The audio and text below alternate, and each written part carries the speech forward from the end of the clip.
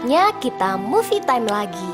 Di video kali ini, aku akan menceritakan sebuah film dengan judul Policeman and Me. Film ini dirilis pada tahun 2017. Tanpa berlama-lama, mari kita masuk ke alur ceritanya. Di awal film ini menceritakan tentang seorang siswi sekolah menengah yang bernama Kako. Dan saat ini dia masih berumur 16 tahun. Hari itu dia nampak sedang berlari menghampiri temannya yang bernama Kami Mikado, yang saat itu sedang menunggu tram atau kereta listrik. Mereka berencana hendak bertemu dengan dua temannya yang lain di sebuah kafe. Setibanya di sana, ternyata kedua teman Kako sudah menunggunya di depan kafe.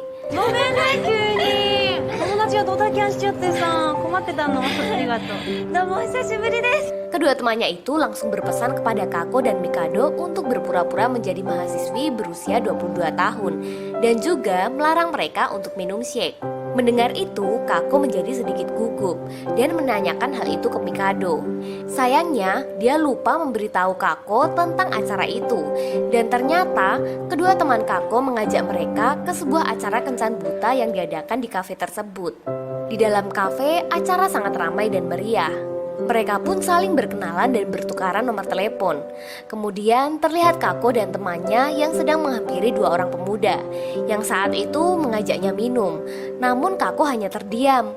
Dan saat kedua pemuda itu memaksa mereka minum, tiba-tiba saja minuman itu diambil oleh seorang pemuda dan dia langsung meminum kedua sloki minuman tersebut. Kako nampak terkesan dengan pemuda itu. Dan diketahui bahwa seorang pemuda itu bernama Kota Sagano. Dan saat pulang, Kako nampak berterima kasih kepada Sagano.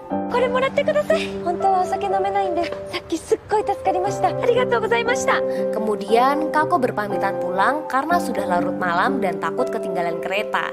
Saat itu Sagano melihat jam dan menyadari kereta segera tiba. Sagano mengajak Kako berlari, dan saat akan melewati banyak orang, Kako terjebak di antara kerumunan. Kako pun memanggil Sagano dan sesaat ditarik tangan Kako. Kemudian mereka melanjut berlari dengan bergandengan tangan. Sesampainya di tempat pemberhentian kereta, ternyata mereka ketinggalan kereta. Kemudian mereka mencari taksi dan ngobrol sambil berjalan. Saat itu Sagano bertanya apakah Kako sudah mempunyai pasangan.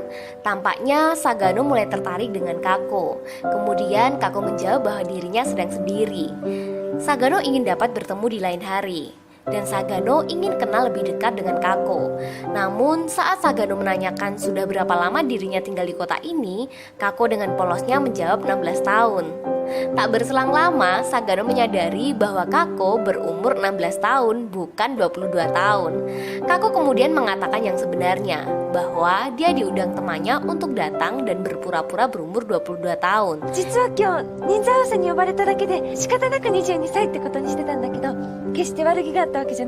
Tidak ada maksud lain. Mendengar itu, kemudian Sagano menyuruhnya segera pulang. Namun, Kako justru meminta nomor kontak Sagano. Rupanya, Kako juga mulai tertarik dengan Sagano. Saat itu, Sagano merasa kesal karena dia berkencan dengan seorang bocah. Karena identitasnya terbongkar, Kako merasa malu dan meminta maaf. Kemudian, dia lari menjauhi Sagano. Namun, Kako tampak tersesat di sebuah gang, dan di situ banyak pemuda yang sedang nongkrong. Tak menunggu lama, para pemuda itu kemudian menggoda dan mengganggu Kako. Salah satu pemuda itu bernama Okami, yang ternyata dia teman satu kelas dengan Kako. Saat mereka akan mengganggu Kako, dari arah belakang Sagano berteriak dan meminta menghentikan ulah mereka. Ternyata Sagano seorang polisi dan menunjukkan lencana kepada mereka. Rupanya Sagano kenal dengan Okami karena dia sering berurusan dengan polisi. Terjadilah perkelahian antara Sagano dengan salah satu pemuda. Kemudian Sagano segera meminta bantuan. Saat Sagano menangkap salah satu pemuda itu dari arah belakang, Okami hendak memukul Sagano dengan skateboard. Namun aksinya itu dihalangi Kako yang kemudian membuat Kako terluka di bagian kepala. Dan akhirnya dia pun dilarikan ke rumah sakit. Saat itu Okami dan teman-temannya berhasil ditangkap polisi. Di rumah sakit, kedua orang tua Kako sedang menjenguknya. Kemudian Sagano menemui mereka dan meminta maaf karena membiarkan Kako pulang sendiri. Sagano merasa ini tanggung jawabnya dan meminta untuk menemani Kako di rumah sakit. Kedua orang tuanya pun mengizinkannya. Esoknya, Kako terbangun dan mengetahui Sagano berada di sampingnya. Kemudian, Kako mengatakan apa yang dilakukan Sagano sungguh keren. Namun, Sagano justru mengatakan bahwa dia tidak bisa berpacaran dengan anak yang berumur 16 tahun. Sagano berusaha menerangkan statusnya, dan Kako yang mendengar itu merasa kesal, kemudian meminta Sagano pulang. Saat Sagano akan pulang, justru dia mengajak Kako untuk menikah. Mendengar itu, Kako kaget dan mengatakan, apakah dia paham dengan ucapannya itu? Sagano menjawab dengan penuh kepastian, tentu saja mengerti. Saat itu, Kako sudah kembali beraktivitas seperti biasa. Meski sedikit diperban di kepala, namun Kako memutuskan untuk kembali berangkat sekolah. Setibanya di sekolah, dia bertemu kembali dengan teman-teman sekelasnya. Mereka nampak sangat senang Kako dapat kembali bersekolah. Setelah pelajaran usai, Kako bergegas pulang ke rumah karena Sagano akan datang menemui kedua orang tuanya. Saat itu, Sagano memperkenalkan diri dan meminta maaf atas kejadian beberapa hari yang lalu. Kemudian, Sagano meminta izin kepada ayah Kako untuk memberinya restu karena ingin menikahi putrinya. Mendengar itu, ayah Kako kaget dan marah. Dia menanyakan umur Sagano, yang ternyata terpaut 10 tahun dengan Kako. Dia menuduh Sagano sebagai pria mesum yang menikahi putrinya. Namun saat itu, Sagano berusaha meyakinkan ayah Kako bahwa dia siap bertanggung jawab dan melindungi dari segala rintangan pernikahan. Saat itu, ayah Kako belum memberikan jawaban atas permintaan Sagano tersebut. Saat Sagano pergi, Kako mengejarnya dan mengatakan belum resmi pacaran. 普通告白してから付き合うもんでしょ。恋人になってからデートして。 Kako ingin dilamar di atas komedi putar. Mendengar perkataan itu, Sagano hanya tertawa dan mengajak Kako kencan di akhir pekan. Kako di kamar nampak senang akan segera menikah dengan Sagano. Dan saat itu, ibunya meminta ditemani makan kue pemberian Sagano. Ibunya pun bercerita sedikit tentang cinta pertamanya, dan Kako menanyakan hubungannya dengan Sagano.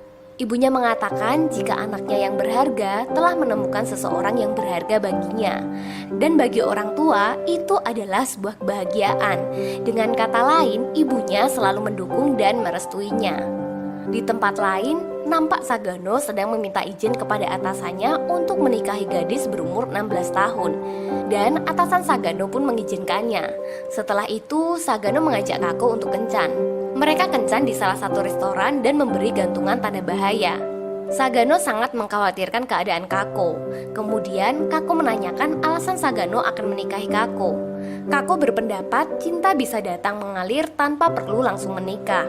Namun Sagano mengatakan sebagai polisi tidak dapat berpacaran dengan siswi SMA setengah hati karena pasti banyak gosip aneh yang akan muncul.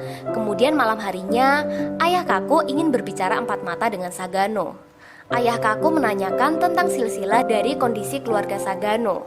Kemudian, ayah Kako akhirnya menitipkan dan memberikan restu untuk mereka berdua. Namun sebelumnya, ayah Kako meminta satu permintaan, yaitu memukul Sagano untuk meluapkan emosinya. Dan ayahnya juga berpesan untuk menunda kehamilan karena Kako masih sekolah. Setelah mendapat restu dari ayah Kako, Sagano kemudian mengajak Kako menaiki wahana komedi putar dan melamar Kako di sana. Kako dengan sangat senang menerima lamaran itu. Dan ketika di sekolah pun, Kako hanya memberitahu teman dekatnya, yaitu Kami Mikado. Setelah resmi menikah, Kako tinggal bersama dengan Sagano. Dia tampak mendekor ulang ruang tamu dan melakukan tugas rumah tangga. Pagi itu, Kako bersekolah seperti biasa. Dia juga berpapasan dengan Okami saat akan keluar kelas. Saat itu, Kako nampak menjauhi Okami. Dan saat pelajaran pun, Okami masih saja memperhatikan Kako. Setelah pulang sekolah, Kako mampir di pos polisi untuk memberi bento kepada Pak Sagano dan Pak Yamamoto. Kemudian, Pak Yamamoto memperlihatkan foto Sagano sewaktu masih SMA yang berada di samping ayahnya. Kako memfoto masa muda Sagano dan menjadikannya sebagai wallpaper di HP-nya. Setelah itu, Pak Yamamoto menceritakan sedikit kisah tentang ayah Sagano yang meninggal dalam bertugas karena melindungi Sagano dari penjahat. Pak Yamamoto juga mengatakan bahwa hal itu menjadi motivasi Sagano untuk menjadi polisi. Saat Kako pergi berbelanja di pasar, barang belanjaannya nampak terjatuh dan dibantu oleh seorang badut kostum yang ternyata itu adalah Okami. Kako sedikit kaget akan hal itu. Ternyata Okami sedang melakukan pekerjaan part-time sebagai badut kostum. Kemudian, Okami meminta maaf atas kejadian tempo hari, dan Kako juga sudah melupakan hal itu. Tak berselang lama, Kako melihat Sagano jalan dengan cewek lain.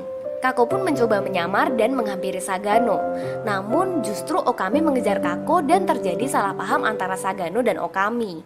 Hal itu menjadi bahan perdebatan sampai di rumah. Mereka berbeda pandangan tentang Okami. Menurut Kako, Okami bukan orang jahat, sedangkan Sagano menganggapnya penjahat. Saat itu Kako menjadi kesal, namun Sagano dapat segera meredam kekesalan Kako. Hari pun berganti. Di sekolah akan diadakan festival budaya. Tampak para siswa antusias menyambutnya. Namun berbeda halnya dengan Okami yang memilih pergi mencari pekerjaan tambahan. Saat Okami berada di salah satu wilayah pertokoan, dia bertemu dengan Sagano yang sedang patroli. Kemudian Sagano mencoba membantu jika memang Okami sedang mengalami kesulitan. Namun Okami menolaknya dan pergi meninggalkan Sagano. Setibanya Okami di rumah, ibunya nampak akan bersiap berangkat kerja. Tak lama ayah tirinya datang dan meminta uang. Seringkali dia memukul Okami saat tidak diberi uang. Di tempat lain terlihat Kako sedang mendesain baju yang akan dikenakan Okami untuk festival budaya dengan melihat seragam Sakano. Namun Kako justru memeluk seragam itu. Kemudian Sagano memergokinya. Namun Sagano justru memakainya dan meminta Kako memeluknya. Suasana bahagia itu seketika berubah saat Kako membicarakan tentang meninggalnya ayah Sagano. Hal itu membuat Sagano kesal dan kembali teringat kejadian sedih itu.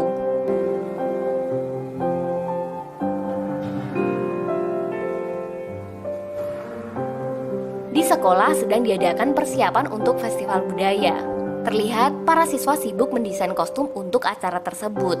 Namun di luar dugaan, Okami datang dan membantu persiapan. Dia mulai berbaur dengan teman-teman yang lain. Di sisi lain, terlihat Sagano begitu sibuk mengatur lalu lintas. Dan di hari itu, hari yang melelahkan bagi dirinya. Sesampainya di rumah, tidak tersedia bahan makanan. Kemudian Sagano datang ke sekolah untuk bertemu Kako. Namun, Kako malah menanyakan tentang kasus Okami, dan hal itu membuat mereka berdebat dan memicu kesalahpahaman kembali. Kako pun meminta Sagano untuk terbuka dengan masa lalunya dan berbagi kesedihan dengannya. Namun, Sagano selalu tertutup dan memendam masalahnya sendiri. Hal itu membuat Kako menangis. Tak sengaja, Okami melihat Kako menangis dan mencoba menghiburnya. Namun hal itu tidak membantu, dan malah memeluk Kako yang sedang menangis. Di tempat lain, saat Sagano berada di pos polisi, dia mendapat panggilan darurat dan segera menuju TKP. Sesampainya di sana, ternyata itu rumah Okami. Di sana sedang terjadi keributan antara Okami dan ayah tirinya. Rumah Okami nampak berantakan dan Okami juga terluka di bagian wajah. Kemudian Sagano berusaha meyakinkan Okami untuk dapat percaya dan menyerahkan masalahnya kepada polisi. Kemudian ayah tirinya dibawa ke kantor polisi untuk dimintai keterangan. Di sisi lain, festival budaya sudah semakin dekat. Namun, Okami tidak terlihat di sekolah. Salah satu temannya bernama Jiro berinisiatif untuk menyusul ke rumahnya. Kemudian, Kako dan Kami juga ikut menyusulnya. Setibanya di rumah Okami, mereka mengetahui rumah Okami sangat berantakan. Kako pun berusaha membantu membersihkannya. Namun, Okami menolaknya. Kako mengatakan bahwa semua persiapan sudah selesai dan seragam untuk Okami juga sudah selesai. Jadi, Okami punya kewajiban untuk datang ke festival. Hal itu membuat Okami terharu. Kako juga mengatakan, jika kita berteman, biarkan aku membantumu. Kemudian, Kami dan Jiro juga membantu membereskan rumahnya. Melihat itu, Okami tak kuasa menahan air matanya. Hari yang ditunggu-tunggu sudah tiba. Suasana ramai, meriah, dan banyak sekali hiburan. Tampak semua siswa mengenakan kostum, tak terkecuali Kako dan Okami. Kemudian saat Sagano menghadiri acara tersebut, dia diberi kostum anak sekolah. Hal itu membuat Kako sangat bahagia. Dan ketika mereka melihat orkestra sekolah di aula, nampak Sagano terkejut karena ada salah satu temannya di aula itu. Seketika mereka berlari bersembunyi di salah satu kelas. Karena terlalu bahagia, Kako ingin mencium Sagano. Namun mereka terkejut saat pintu akan dibuka oleh seorang siswa. Sagano berusaha menahan dan itu membuat mereka panik dan segera meninggalkan ruang kelas itu. Setelah kejadian itu, Kako berganti seragam dan membeli makanan. Namun saat itu Sagano bertemu dengan Okami yang menggunakan seragam polisi. Mereka nampak sudah akur dan saling menyapa. Okami memutuskan untuk menemani Kako membeli makanan. Setelah selesai membeli, Kako mampir untuk melihat pertunjukan.